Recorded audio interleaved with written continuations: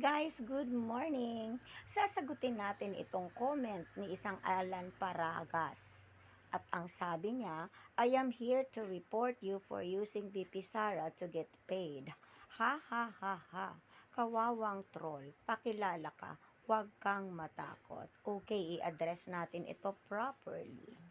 Alan, unang-una, i-define mo kung ano ang ibig sabihin ng troll. Ang troll ay hindi nagpapakita ng muka kagaya ng ginagawa mo sa iyong profile picture. At pangalawa, di mo ba alam na yung ginagawa mo na paggamit ng muka ni Inday Sara as a profile picture ay isang krimen? Bakit mo kiniklaim ang account na yan at gamit ang mukha ni Inday Sara na hindi naman ikaw si Inday Sara?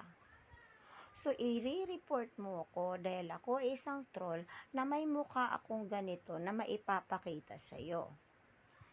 Pangatlo, alam mo ba na ang pagsasabi mo na ako'y isang bayarang troll ay nagko-constitute na yan ng another crime? Alam mo ba, under Article 10175 or ang Cybercrime Law, Anti-Cybercrime Law of 2012, dito mailalapag at inilalapag ang mga kasalanan na ginagawa ng isang tao sa kanyang kapwa, may basihan man o wala, pero kung ito ay nakakapagpasira ng kanyang pagkatao, profesyon, ay ito ay labag sa batas, contrary to law. Ngayon, sinasabihan kita, dahil alam ko naman kung sino ang sinusuportahan mo. Ayan tayo Mga DDS, bago kasi kayo mga lampag, maglinis-linis din muna sa sarili nyong bakuran.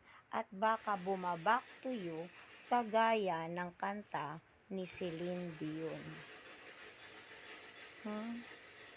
Anyway, Alan Paragas, I'm calling you out para hindi kita tawaging troll na nagtatago sa likod ng muka ni Sara Duterte na isang magnanakaw ng pera ng kaban ng bayan. Ops, huwag ikagalit. Dahil sa Article 217 ng ating Revised Penal Code, ay nagsasabi na kung ang isang public official ay hindi niya maipapaliwanag kung saan niya dinala ang kaban, ang pera ng kaban ng bayan, merong presumption of malversation. Kaya hanggat hindi na ipapaliwanag ng Inday Sara ninyo, ang perang ipinagkaloob ng taong bayan sa kanya, siya po ay isang